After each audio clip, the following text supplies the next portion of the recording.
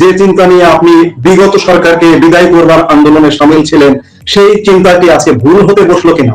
আজকে যে প্রেক্ষাপটে আমরা দাঁড়িয়ে আছি, আজকে স্বাধীনতার 54 বছর, আপনি একজন বীর মুক্তিযোদ্ধা, আপনার যুদ্ধের কারণে আজকে আমরা একটা স্বাধীন বাংলাদেশের মানুষ। আজকে 54 বছরের কোন সময়ের সঙ্গে আজকের বাংলাদেশের প্রেক্ষাপট কি কোনোভাবে তুলনা করা সম্ভব, তুলনা করা যাবে? যাবে যাবে ওই শিশু বাচ্চারা যখন রাত্রের বেলা কান্নাকাটি করে, আকাশে চাঁদ উঠে, তখন মা তখন ডাক দেয়, আয় আয় চাঁদ মামা টিপ দিয়ে যা, চাঁদের কপালে চাঁদ টিপ দিয়ে যা। চাঁদের সঙ্গে শিশুটাকে তুলনা করে, মা তুলনা করতেই পারে। এরকম অনেক তুলনা পৃথিবীতে হয়, কিন্তু যেটা বাস্তব না, এটা হইলো কবিতার লাইন। মুক্তিযুদ্ধ 71 হইলো হিমালয় পর্বত, আর 24 হইলো টিলা। আমাদের দেশে টিলা, ডিফারেন্সটা অতটুকু। এখন অনেক শিশুরা টিলাকে দেখেই মনে করে হিমালয় পর্বত দেখে আসছে। হিমালয় পর্বত তারা দেখে নেই, 24 তারা জানেও না, বুঝেও। আর জানলে, যারা জানতো বুঝতো, তারা অনেকেই মারা গেছে। আর রাজাকাররা জীবিত অথবা মৃত কবরে গিয়ে ওটা স্বীকার করবে না যে 24 ছিল হিমালয়, এই সরি 71 ছিল হিমালয়, এটা তারা স্বীকার করবে না। কেন করবে না? কারণ এইখানে তাদের মহা পরাজয় হয়েছে, যে পরাজয়টা হয়তো ইতিহাসে, যে ইতিহাস কেউ কোনোদিন ভুলে না। যেমন কারবালা মানুষ ভুলে না, কারবালার ইতিহাস মানুষ ভুলে না। যেমন 1757 সনের পলাশীর প্রান্তরের ইতিহাস ভুলে না মানুষ, 71-এর ইতিহাস মানুষ ভুলবে। বাঙালি জাতি যতদিন থাকবে, যতদিন বাংলাদেশ থাকবে, যতদিন চন্দ্র সূর্য উঠবে, বাঙালি জাতির সেই গৌরবের 71-এর ইতিহাস এটা থেকে যাবে। এবং এইটাও থেকে যাবে সেই গৌরবের পক্ষে কে ছিল, গৌরবের বিপক্ষে কে ছিল। এরা যারা চেষ্টা করতেছে, এরা বৃথা চেষ্টা করতেছে। এদের একটাই চেষ্টা হওয়া উচিত ছিল, যদি এরা মানুষ হইতো, ওই দিন সোহরাওয়ার্দী উদ্যানে 19 জুলাই দাঁড়ায় প্রথমেই বলা উচিত ছিল, আমরা ক্ষমা প্রার্থী, বাঙালি জাতি, বাংলাদেশের মানুষ, আমরা ক্ষমা প্রার্থী। আমরা অনেকেই জীবিত নাই, আমাদের পূর্বপুরুষ, কিন্তু তারা অপরাধ করে গেছে মুক্তিযুদ্ধ না করে। মুক্তিযুদ্ধের বিরুদ্ধে গিয়ে আমরা তাদের পক্ষে আমরা ক্ষমা চাই, দল হিসাবে আমরা ক্ষমা চাই। আগামী দিনে আমরা রাজনীতি করতে চাই মুক্তিযুদ্ধ বাংলাদেশকে মেনে। কিন্তু এইটা মানতে পারে নাই বলে 2 বার সেন্সলেস হয়েছে জামাতের ওই মাঠে। কারণ মনের সঙ্গে মুখের যে গরমিল, চিন্তার সঙ্গে, বিপক্ষিত চিন্তার সঙ্গে মেকি চিন্তার যে পার্থক্য, সেই পার্থক্যের কারণে জামাতের আমির 2 বার সেন্সলেস হয়েছে। একবার সেন্সলেস হয়েছে যখন মিটিং এ দাঁড়াইছে, শুধু লাখে লাখে মানুষ, সাদা টুপি, সাদা পাঞ্জাবি গায়ে দেওয়া, কিন্তু এইটা তার চোখে ভাসে নাই।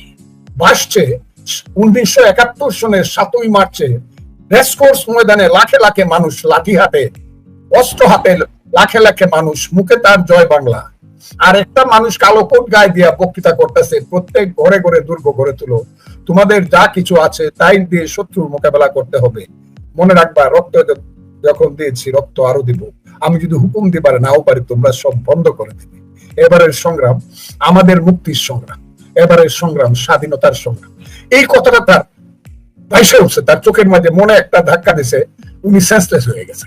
তারপরে পানি টানি ডাইলে ডাইলে ভালো করছে তাকে, ঠিক আছে, আবার উঠছে, মনে করছে এখন নতুন করে আবার কথা বল, নতুন করে উঠছে। পরে দেখে আর আরো ভয়াবহ চিত্র তার সামনে ভাইসে উঠছে। কে চিত্র তার সামনে ভাইসে উঠছে? দেখা যাচ্ছে তাদের যে মহান সেনাপতি ছিল আমির আব্দুল্লাহ খান নিয়াজি, জেনারেল অফ পাকিস্তান, রাউ ফরমান আলী, মির্জা খান, এইরকম ধরনের জেনারেলরা সহ হাজারে হাজার 93,000 সৈন্য মাথা নত করিয়া পৃথিবীর ইতিহাসের সবচেয়ে বেশি পরাজিত সৈন্য মিত্র বাহিনীর কাছে আত্মসমর্পণ করতেছে।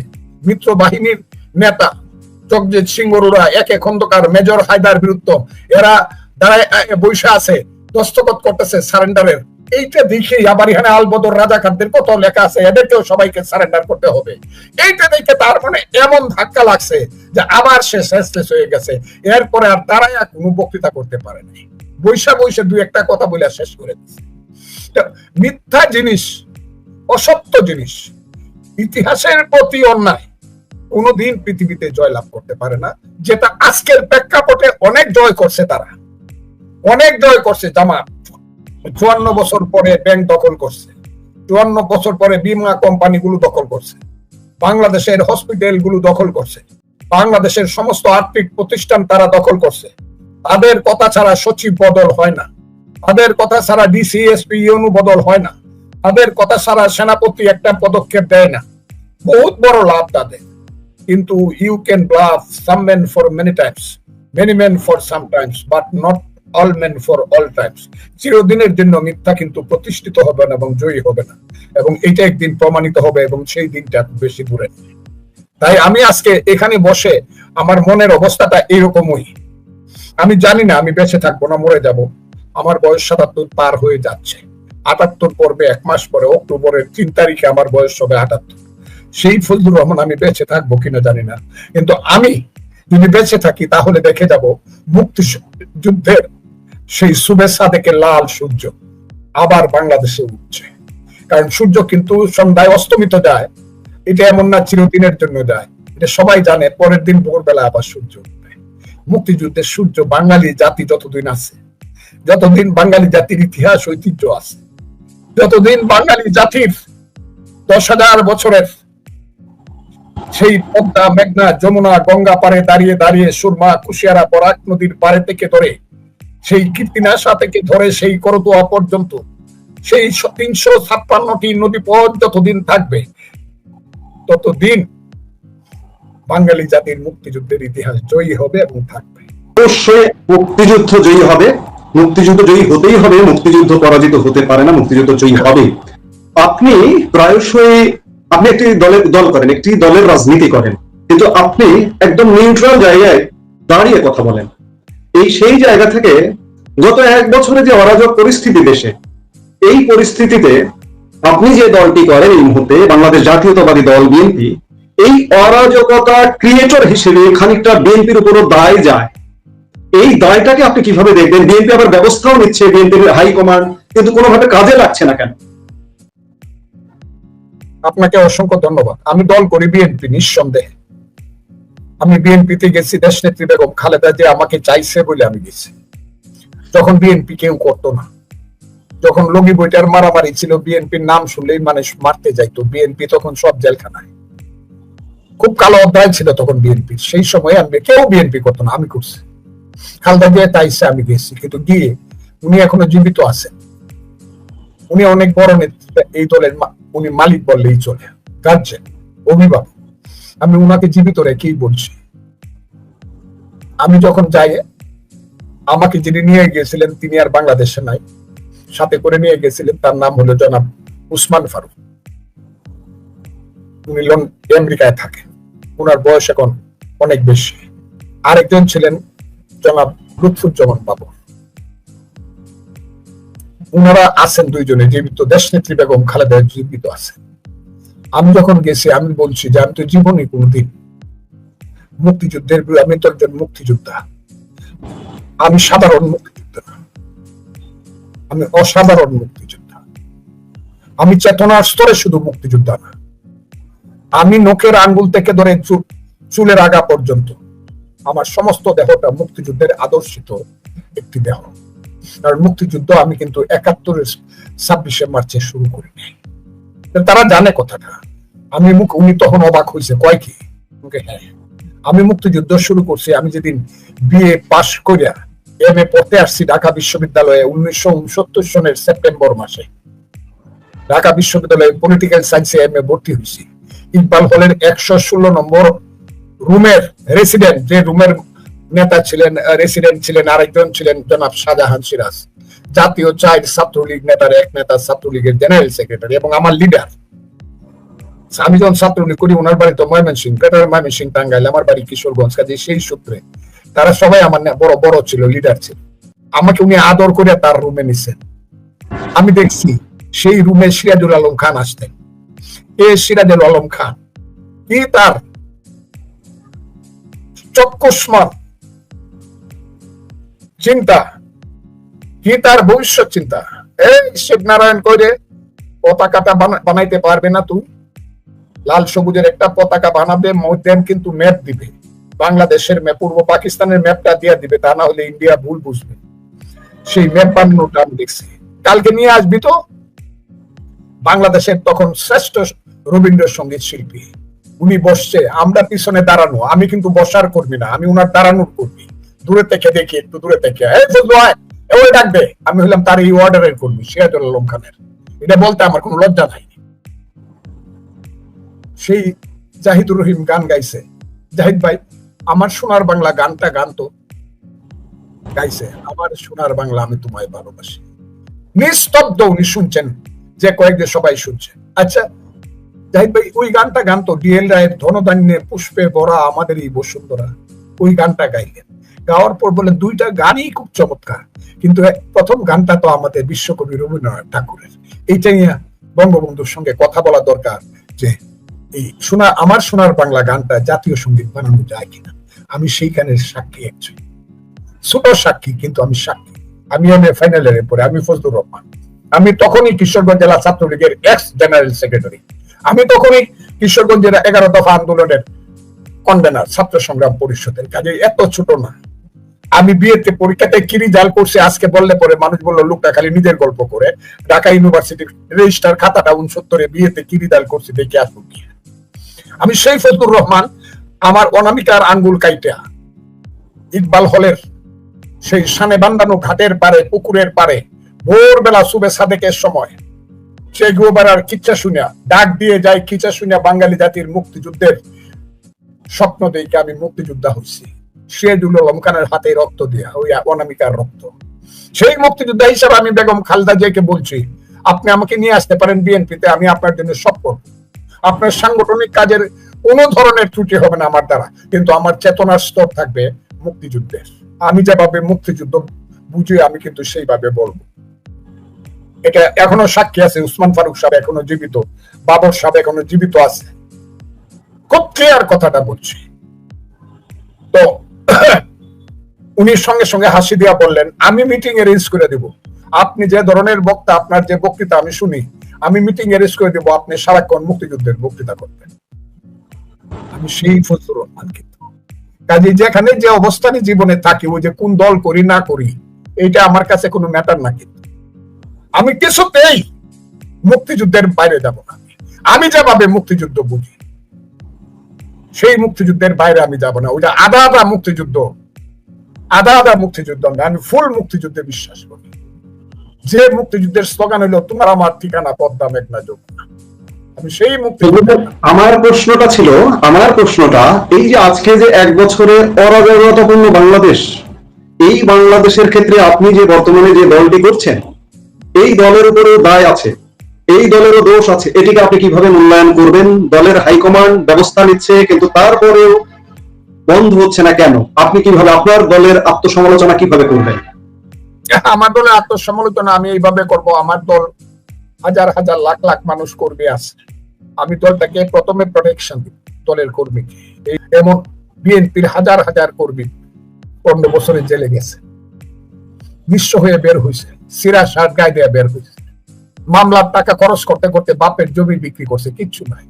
বাইরে দেখছে বোর পরনের সেরা কাপড়, ছেলে অসুস্থ, ট্যাবলেট খাওয়ার পয়সা নাই, বা একটা চকলেট খাওয়াইতে পারে না, মা অসুস্থ, মুখে ওষুধ দিতে পারে না।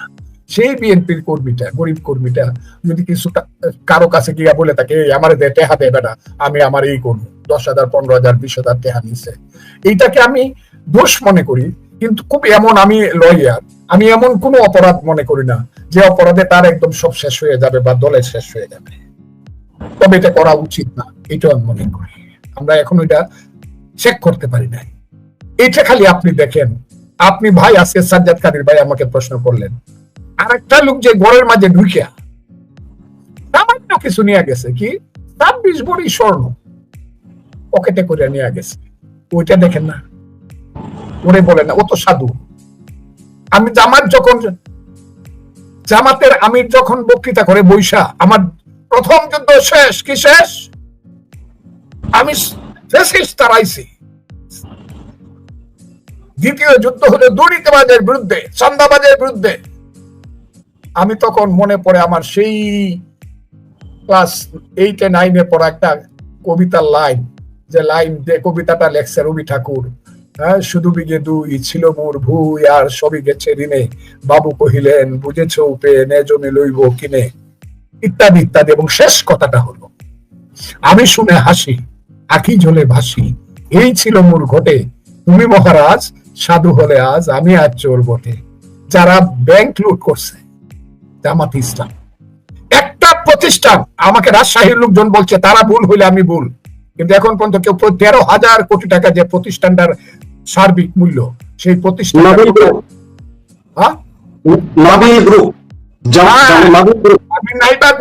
আমি তো ভাই আপনাদের মতো জ্ঞানী গুণী মানুষ না। এই 13,000 কোটি টাকার একটা প্রতিষ্ঠান দখল করছে, ইসলামী ব্যাংক দখল করছে। ওই দিন দেখলাম 50,000 কোটি টাকা তারা এখান থেকে দূরে দূরে সরাইছে। এইগুলা তো আছেই। আপনি সচিবালয়ে যাবেন, সেইখানে বসে আছে জামাতের শিবিরের কর্মীরা, ডিসি 5 কোটি, সচিব 25 কোটি, বড় কোম্পানি বড় 50 কোটি। আবার শুনি অনেক সময় দম বন্ধ হয়ে আসে, ভাই আমার বয়স হয়েছে, ও 1500 কোটি টাকা নাকি চান্দা নিচ্ছে একটা কোম্পানির কাছ থেকে। একটা কোম্পানির কাছ থেকে 1500 কোটি টাকা, 1500 কোটি। এর সঙ্গে একটা রিক্সা স্ট্যান্ড দখল করছে বিএনপির একটা ছেলে, একটা দোকান দখল করছে, একটা ডুবা দখল করছে মাগুর মাছ ছাড়বার লাগে। এইটাকে যদি আপনারা মিলে বিএনপি কি অপরাধী করেন, তাইলে আমাকে বলতে হয় আমি শুনে হাসি আঁখি জলে ভাসি, এই ছিল মোর ঘটে, তুমি মহারাজ সাধু হলে আজ আমি আজ চোর বটে। আমার আরেকটা কথা শুনে আপনারা জানেন না, আপনাকে আমি অনুরোধ করব, সমস্ত বাংলাদেশের সাংবাদিকদেরকে অনুরোধ করব, সিলেট হলো বাংলাদেশের সবচেয়ে বড় জায়গা, ঢাকার পরে হাউজিং ব্যবসা, ঘরবাড়ি বানানো।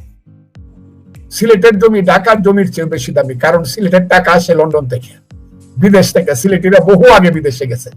সিলেটিদের কাম হলো দেশে আসে না, কিন্তু দেশে একটা 1 একর জায়গার উপরে 5 তলা বিল্ডিং বানায় রাখে, কেউ থাকে না, শুধু থাকে, পাহারাদার থাকে। সেই সিলেটের যে হাউজিং একদম জাফলং পর্যন্ত, সিলেট শহর থেকে জাফলং পর্যন্ত, সিলেট শহর থেকে মৌলভীবাজার পর্যন্ত, সুনামগঞ্জ পর্যন্ত যে হাউজিং ব্যবসা, এই ব্যবসাটা কারা কন্ট্রোল করে একটু দয়া করে খবর নেন। সিলেটের সমস্ত বড় বড় যে হোটেল আছে, ঢাকার পরে বাংলাদেশের সবচেয়ে বেশি হোটেল হলো সিলেটে, 5 স্টার 4 স্টার 3 স্টার। এদের মালিক কারা? এদের কি কেমনে হইলো? জামাত যারা করে তাদের প্রতি শ্রদ্ধা রাখে, আমি বলছি সম্মান রাখে, শ্রদ্ধাটা পরে বুঝবো, কারণ তারা আমাকে যেভাবে গালাগালি করছে, আল্লাহ এদেরকে কোনোদিন ক্ষমা করবে কিনা জানি না। আমি তাদেরকে সম্মান রাখে বলছি, কত বড় বিল্ডিং কেমনে হইলো? কোন জমিদারের ছেলে আপনি? আমি তো সিলেটের 35টা উপজেলা আছে, আমি যাচ্ছি না জামাতের আমির তা চিনি না সিলেটে। আমি এটা চ্যালেঞ্জ করলাম। আমি কুলাউড়া যত জায়গাতে মিটিং করছি, উনার জন্মস্থান জুড়ি এবং কুলাউড়া, একটা ইউনিয়ন বাদ নাই, আমি বাংলাদেশকে সাক্ষী রেখে বললাম। কারণ কুলাউড়াতে আমি জব্বার বানাইছি, কুলাউড়াতে আমি সুলতান মনসুর বানাইছি। আমি সিলেটের এমন কোন থানা নাই যে থানায় বক্তৃতা করতে যাই নাই। মৌলভীবাজারের কমলগঞ্জ থেকে ধরে, শ্রীমঙ্গল থেকে ধরে, রাজনগর থেকে ধরে, বড়লেখাতে 4.5 ঘন্টার সময় বক্তৃতা করছি। 4.5 ঘন্টা আমার জীবনের অনেক বড় বক্তৃতা। এটা সব ট্যাপ হয়েছে, হাজার হাজার টাকার ট্যাপ বিক্রি হয়েছে, বক্তৃতা বিক্রি হয়েছে। যারা বড় বড় গল্প করেন আমার সঙ্গে অন্তত করেন না। সিলেটে কারা কি টাকা কোথেকে আইছে, কে জমিদারের ছেলে, ওই তার থানাতেই কৃত্রিম পাশা নামে একটা জায়গা আছে। যারা ধর্ম বিশ্বাসের শিয়া, যারা বাংলাদেশের শ্রেষ্ঠ পরিবার, তারাই এমপি হয়। তাদের একটা ছেলে আছে, সাধারণ ছেলে, আব্বাস, কথাটা খুব বোঝার চেষ্টা করেন।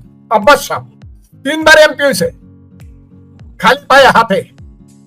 তার সাথে উনি 11,000 ভোট পাইছে। আমির সাহেব, ওলিয়া কামিল, ও তো যদি সিলেটে তারা অকরে থাকে, উনি তো আমির, তাহলে মিরপুরে ইলেকশন করে কেন? সিলেটে যায় না কেন ইলেকশন করতে? আমাকে কথা বললে অনেক কথা বলতে হবে।